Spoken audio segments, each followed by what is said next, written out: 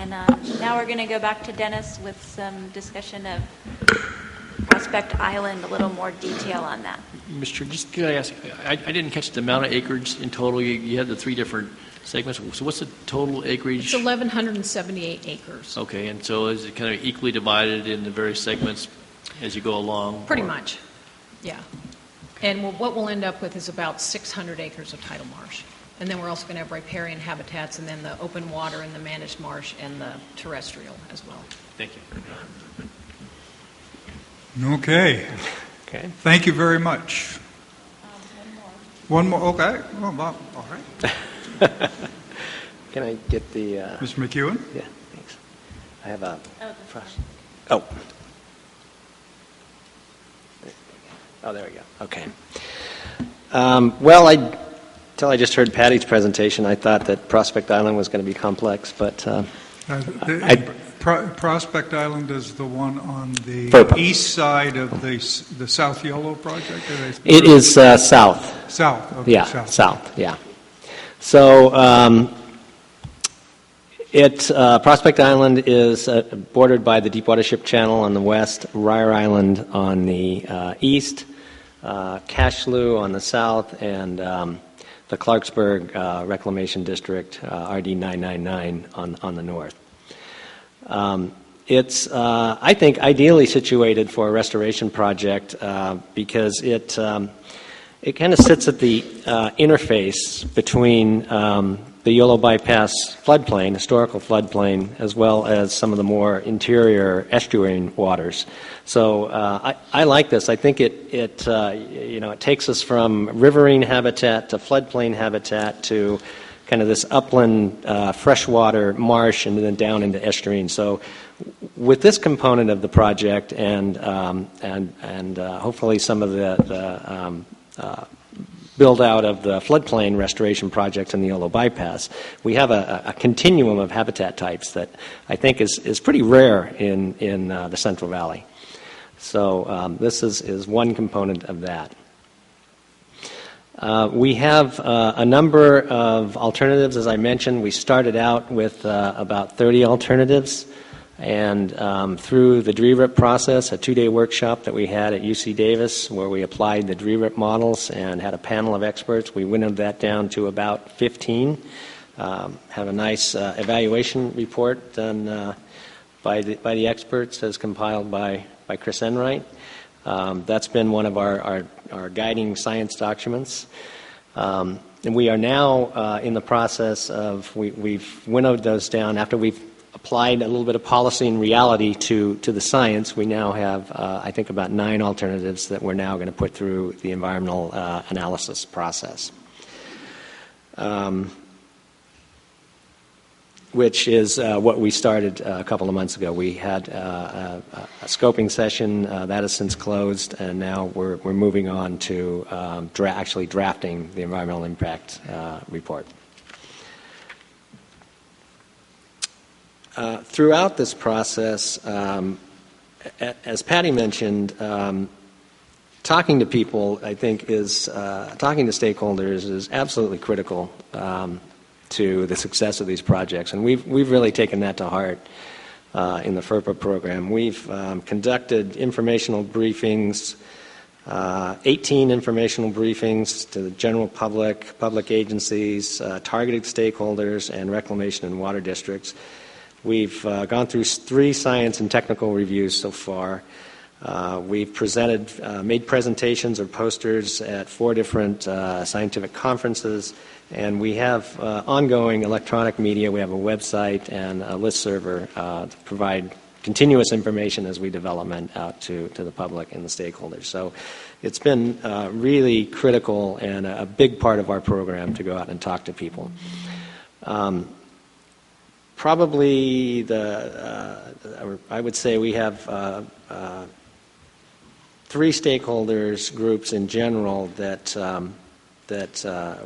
we've been talking to and have to continue in the process, mostly nearby landowners. There is a marina just to the northeast of us that we have to make sure we don't impact their operations, particularly boats getting in and out of the marina from Minor Slough.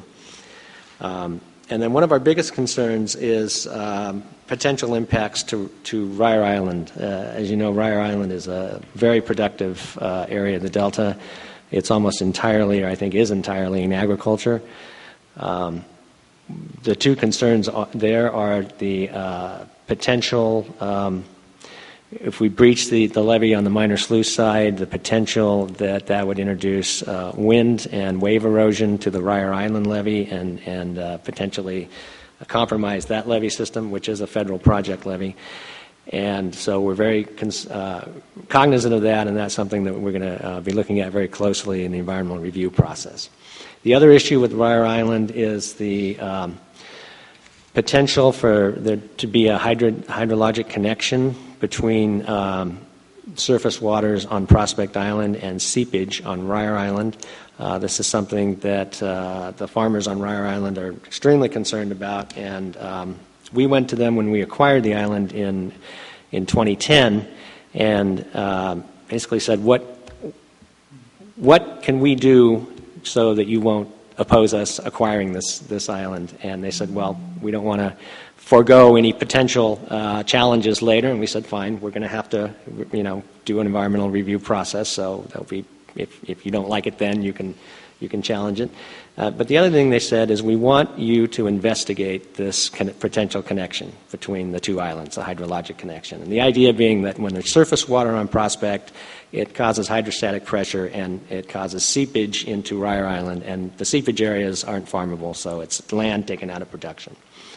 So we took that to heart, and we turned it over to our surface water investigations unit in the North Central Regional Office that luckily are just located right downstairs from us in West Sacramento. And we provided funding and got our department's engineering and geology experts looking directly at this. And they've been conducting a 3-year study. They have just produced a data summary report, and in the fall they're going to produce a final project report. And it will hopefully definitively answer the question, is there a hydrologic connection between Prospect and Ryer Island? So far, and we've been keeping the Reclamation District on Ryer Island apprised of our process. We've had regular meetings with them, letting them know what we're doing. And so far, they're happy about the fact that we're investigating this. So it kind of depends on what our conclusions are, whether they'll be happy with us or not. But they're happy with the process, and they've told us that. Could I just ask a question? Sure. Dennis, depending on what your investigation concludes or determines, then what's the next step? Again, I'll just assume for a moment that it shows some connectivity. Then you then take a time out and then look at how you, again, I don't know how you mitigate. There are different ways to mitigate it for you, but if you have loss of productivity and lands, but it may introduce other aspects of vulnerability for the island. So, right. So what's the kind of next step once you get to the fall? The unit that's working with you to the investigation, kind of what are your what ifs then at the end of that? We've thought a little bit about that, and we've looked into there are areas in the Delta where this does occur, where flooding on one island causes seepage on the others, and there have been some, as I understand it, mitigation strategies developed. So it appears like it's something that's it wouldn't be that difficult to mitigate for. But it's certainly something we would have to develop, in cooperation with the farmers and the Reclamation District. It could be putting in infrastructure to intercept the water, or it could be paying them for loss of agriculture production. There's a suite of things we can do, and we haven't looked into it in a lot of detail, but other than just looking at other areas of what they've done. So I think it's something that we could mitigate for, but it kind of depends on. Just one other question, though. I think that one of the things that's come out of all the presentations today, though, is just the lead time that it takes from either instigating the concept of a project, in some cases acquiring parts of areas, and then going through the studies, not only the discussion with stakeholders. So, what does that do to your projected timeframes? And in the event that the study shows that, have you accounted for that in your overall process, or no? To a certain extent, in the process we have identified meeting with affected stakeholders and alleviating their concerns or the problems if we do show there are problems. So it might delay it a bit, but I don't think it would be too terribly long because we have that identified in the process. Of course, those are the long, it seems to be measured in years here. I haven't heard decades yet, but I hear years. So, I mean, it does potentially extend out the process. Yes, it could. Doing projects. Yeah, it could. And then I'll just mention also another stakeholder that we have to make whole in this process is a landowner on the eastern side of the island between the levee and Minor Slough on a small peninsula, the Stringer family. Their only land access is on our levee, on the Minor Slough levee, and they have a legal easement that we have to provide them access. So, and when you put holes in levees, it's a little difficult to do that. So that is something we identified that we will have to negotiate with them and come to a cooperative agreement on how we're going to do that. We have a legal obligation to maintain their access, so we will need to do that unless we come to an agreement that they'd abandon it. So, if we don't come to agreement, there are one or two alternatives that we could do that would allow their access to be maintained. So, and that one, that could. Dr. Goodwin. Thank you, Mr. Chairman. Just to add and build on the previous comment, I think all of the projects we've been hearing about, there's strong elements of success, but particularly on this project, you seem to have done a really good job, not just in the outreach, but in building the science team right across agencies from universities. What was your secret here? How did you manage to put that together? Is it just force of personality, or are there some other things that you did in assembling that? Well, thank you, but we had a lot of help. The Department of Fish and Wildlife, they chose Prospect Island to be their pilot project for interjecting the DRERIP model. So I'd have to give them a lot of credit for them coming to us and saying, hey, we want to take Prospect Island and run it through the DRERIP process. And we said, sure, we'll be the first ones to do this. That was I think that was the Fish and Wildlife Department of Fish and Wildlife's doing. As far as just getting the scientists together, I mentioned earlier that scientists and engineers love to get into a room and talk about science and engineering, and they really hate getting into a room and talking about policy. And as you heard me mention, I'm a strong advocate for isolating science in the very beginning stages. I think scientists need to get together and just talk science. And so we would get the Cashley Complex technical team together, and it was one of 4 restorational opportunity area technical teams that was initially started about 4 years ago. It was the only one that survived when there was some changes made to the DHCCP process, and we were more or less, the restoration folks were more or less kicked out of the process. I kept this one going because I knew that we would very soon be doing a restoration project on mostly Prospect Island and some of the other ones. And I was surprised at, we'd call a meeting and we would have really good attendance. And I was really kind of surprised by that. And I think people enjoyed being there and talking the science. So I don't know if that's I really think that's a big part of it. Mr. Fiorini. I can't help but weigh in. I disagree. And I couldn't disagree any more vigorously. And when you get a group of scientists together to discuss a problem in the absence of practical experience, practical on-the-ground experience, you're likely to get headed in the wrong direction. That's going to have to be corrected later on by the practical realities of moving water around or dealing with land issues. You may have had a success with it, but I think that we need to forge a path that brings together stakeholders and scientists at the very beginning, define what the problem is, and then work together cooperatively to try and figure out what the next steps are. Yeah. I think it's a mistake to say that by just getting a group of scientists together that they have fun talking about it. That's great, but where does that lead us? So I'm sorry. you want- just think that We did probably not as deep as what Dennis has done with Dutch Slough, but we did get scientists together to talk about what could we do with this land. And then, so we would get ideas from them, and then we would get ideas from the public, and then we would interject the policy. So we didn't do it all in one piece at once, but we did put the pieces together. Because sometimes you can't get to a solution if you've got too many disparate people in the room together. So I think you can get the scientists together, get their input, but that doesn't mean you're going to take exactly what they said and run with it. You're going to interject these other pieces to actually get to reality. So I think, hopefully that's what Dennis is going to do. That's certainly what we did with Dutch Slough. Yeah, your point is well taken. You can get people in a room and just run off. So I guess I should maybe modify what I said. We do have boundaries. Nobody came into the room and said, okay, we're going to dismantle the dams on all the tributaries. That's something that's clearly out of the realm of reality. So we would interject at times a little reality into it. That's not going to fly. It's not going to work. Sociologically, politically, it's not going to work.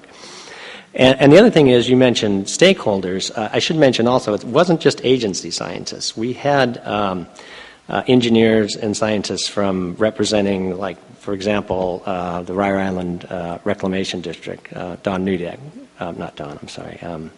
Nudek would also participated in the technical review team and a few others. So,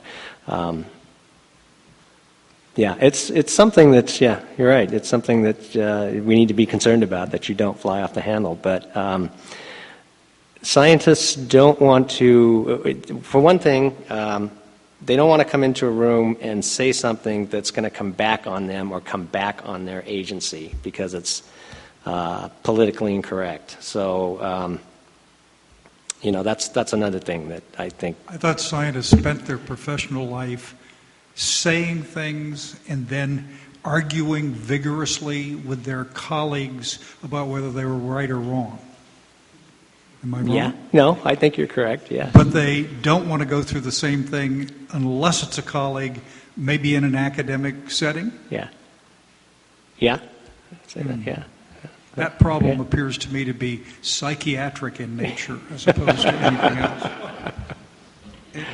Dennis and appreciate Steve and Patty's input also. What can we do as the Delta Stewardship Council to help better facilitate coordinating and planning and prioritization of habitat restoration in the Delta?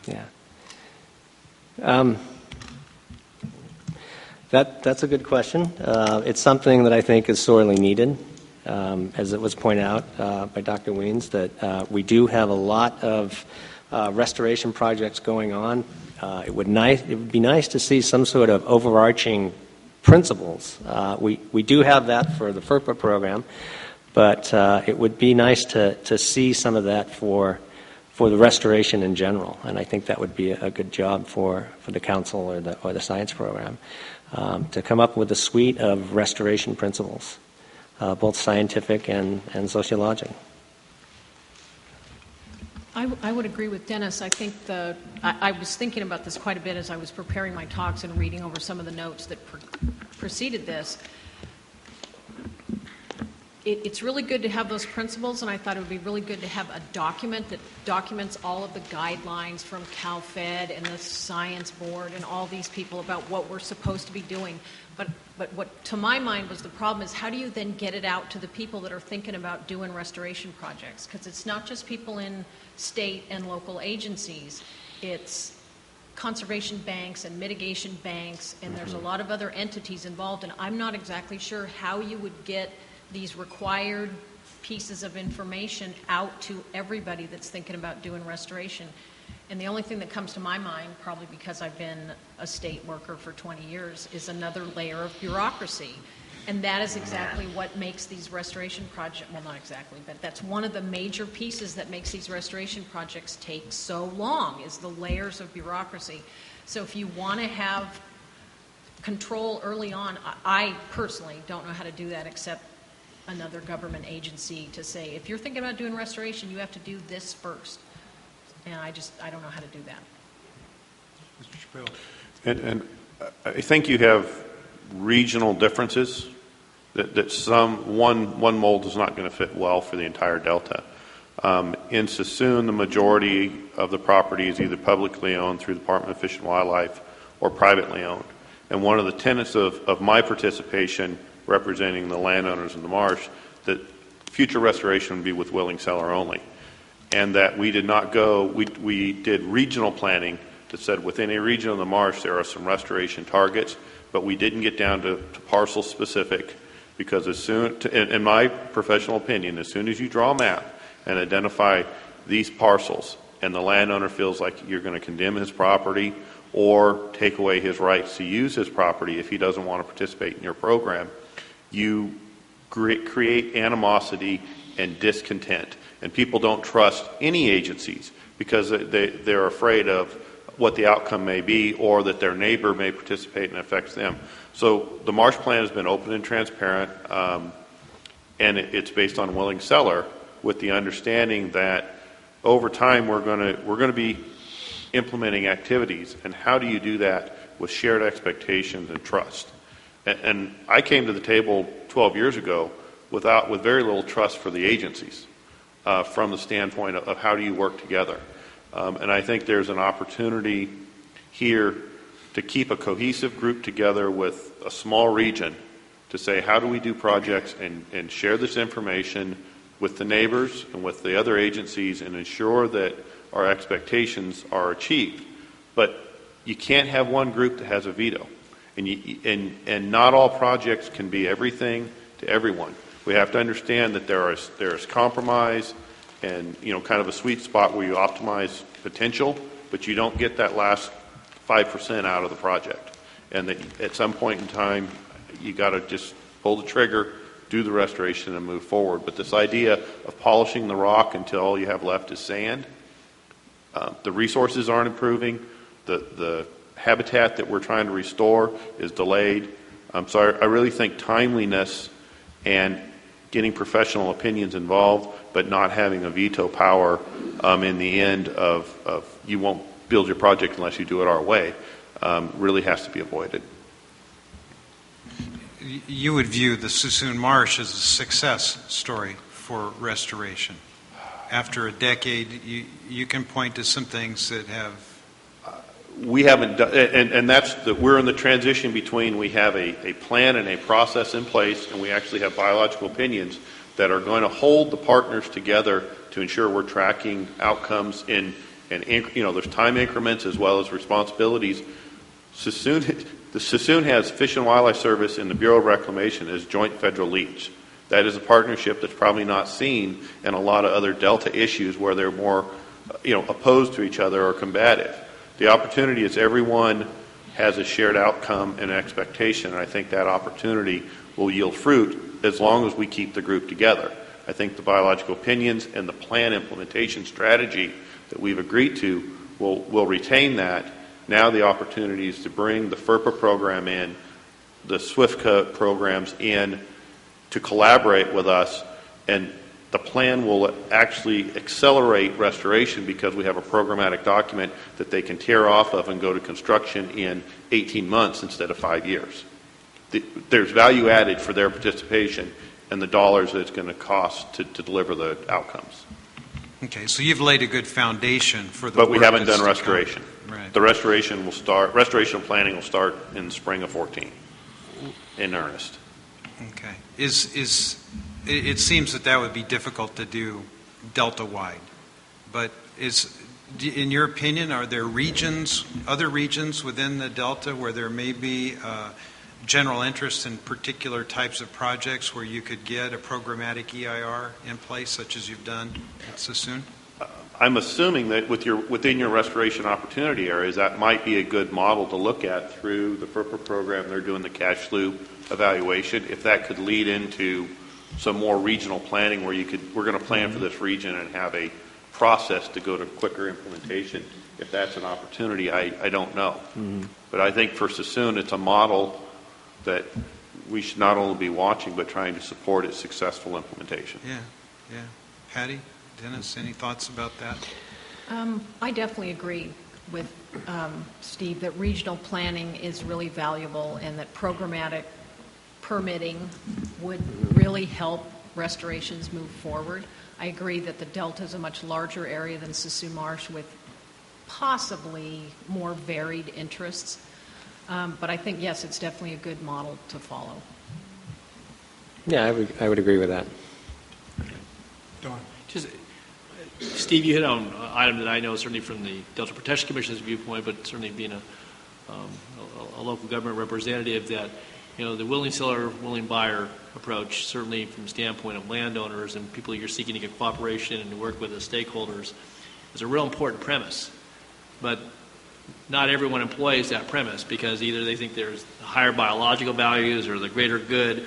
And so therefore, before they step into the room, if they're not willing to agree to that with some folks, it's all bets are off with a lot of landowners and communities because people don't employ that premise. And I think, again, what you've outlined, certainly within the confines of Sassoon Marsh anyway, that's been utilized in a way that has kept not only the partners that are part of the project leads, but certainly working with those who may very well be affected either in their holdings or landowners or certainly their communities. I'm just curious, from the panelists here, because I know at the Commission, in our discussions about the Economic Sustainability Plan, certainly as we have had conversations and workshops with folks, and Campbell's presented earlier, you get that feedback, and I see other folks behind Steve who work and head up different aspects of state agencies and so forth. That's a real important premise, and I understand there's a tension there, but that really is an important ground rule for, I think, fostering cooperation and confidence amongst the folks that you are seeking to either work with as part of a given project or a goal. And so I'd be curious to hear from certainly Dennis and Patty, but I know Steve, you already weighed in on that, as to why or why not you wouldn't employ it as a basic premise in not only doing restoration work, but looking to, when some of the planning processes right now are talking about tens of thousands of acres. In fact, Jessica in her introduction talked about this revised goal within the Delta, the acreage. That's kind of on the lower end of the scale. We've got proposals out there now to talk about 140,000 acres within the Delta and the Sassoon Marsh as far as being. But when people start hearing those numbers and the magnitude, but then if willing seller or willing buyer isn't a premise of doing that, then people they shy away pretty quickly because they think they're going to be a target. And if you have restoration opportunity areas, they say, well, then now I am in that target, even though you haven't called me out by parcel number or by name. So I'd be interested to hear from, and again, Steve, you want to weigh in some more because you've taken that on. You've got a pretty good-sized complex, but nonetheless, I'm curious. Well, I mean, you have a definite point about the willing seller, and I work for the Delta Levies program in Department of Water Resources. We don't have anything to do with BDCP, and we definitely only operate on the willing seller premise. That's how we got Dutch Slough. But I know that BDCP has built up a lot of resentment in the Delta, and we get questions all the time. I get this question almost every public meeting I go to talk about Dutch Slough is, what does this have to do with BDCP? And fortunately, I can say that it has nothing, because there's, as I said, there's a lot of resentment about it, and I wonder, like I said, I don't have anything to do with it, but I would imagine that willing sellers to BDCP may be few and far between. But I think you're right. I think that has to be what it is. Nobody wants to condemn land and take it against the landowner's will. But you're right. When we're talking about tens of thousands or hundred thousands of acres, the thought of willing sellers selling that much land in the Delta it stretches credibility. So I don't know how you do it. I think one of the best things about the Sassoon Marsh plan is it looked at everything together. It said, okay, we are a small, this is what we've got. This is the only land we have. We can't mitigate for loss of managed marsh and this and that and the other thing. We've only got so much land. So what are we going to do with the land that we have? And I think that might be a way to look at the Delta, is you've only got so much, and you want to preserve the communities, and you want to preserve some ag, and you want to do some restoration. Well, what is actually feasible given all of the things that we want to do and the things that we want to preserve and the things that we want to enhance. Well, that's insightful. I appreciate your comment, Dennis. I'm curious. Yeah, the specter of condemnation can last a long, long time. And Generations. A good example of that is the Ryer Island. As you probably know, one of the first proposed alignments, one of the alignments for the peripheral canal was right down the middle of the island. And that was just ground zero in the locals' minds. And shortly after that, we come in with this idea for a restoration project on Prospect Island, and there was a lot of concern about the connection between the peripheral canal and what we're doing on Prospect Island. And it took a number of years to convince folks that we were not part of BDCP or the peripheral canal or alternative conveyance, that we need to move forward with habitat restoration as required by the existing pumping operations in the Delta. So it took a lot of convincing, but we are operating under the premise of willing seller. I think that is something that we need to probably get out there and say more often. And I would just add one brief. The part that I didn't emphasize on the marsh plan is it also allows the existing land use to continue to operate for the same life of the plan, the 30 years. So we get existing permits for ongoing operations and maintenance and take coverage. So if you're an existing landowner and you don't want to participate, by being part of the marsh plan, you also get your future, for the foreseeable 30 years, covered to continue to operate and maintain the duck clubs and also do enhancement activities that can help offset for some of the wetland loss from the mitigation.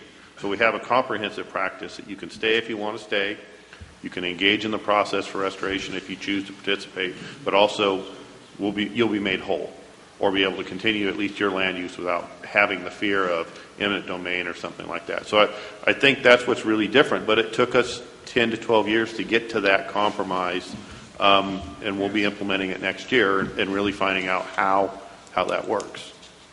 Well, Mr. Chair, I just want to thank certainly the panelists for responding, because again, I think as I said a moment ago, it really is a key piece, I think, to a lot of not only what the Stewardship Council certainly will be engaged in for many years to come, but working with all the various parties. And I think that some of the faith and confidence comes out of some of the projects and some of the ways, the approaches that have been described here today in working with not only landowners as part of the stakeholders in developing approaches and mitigations, but also back to this premise of certainly of property ownership and respect for that, and even when you talked about, Dennis, on access, where your parts might be left alone, but if you get cut off, farm to market or whatever it is, then that becomes a breach in of itself with folks. And again, people's memories are long, and I think again some of that goodwill that you build through doing things in a fashion that may be many years in the making, I think is so very, very important. And I just say again, I would emphasize again for anybody who is listening that willing seller approach, and where people don't feel squeezed. It's one thing to say willing seller too, but then I think Steve and a couple of you have alluded to it, that if you kind of get squeezed out around you by virtue of what happens, then you may be left with no option but to sell, even though you may not be condemned in the sense that people are coming and saying we're going to take your ground whether you want to sell this or not.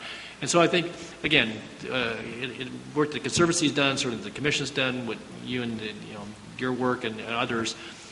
Again, if that can be consistent, not only a theme but a practice, I think it goes a long way to helping to advance the goals certainly of restoration, but also of good public policy as it relates to the goals that this council has in its plan, but also I think that are a part of treating people fairly in a way that again recognizes there are some differences and there may even be potentially some trade-offs at time, but it's not always the landowner that ends up being the one that's traded off in the process for the greater good. So thanks again. Thank you very much. Appreciate it a lot. Our last panel, Mr. Wilcox, Mr. Enright.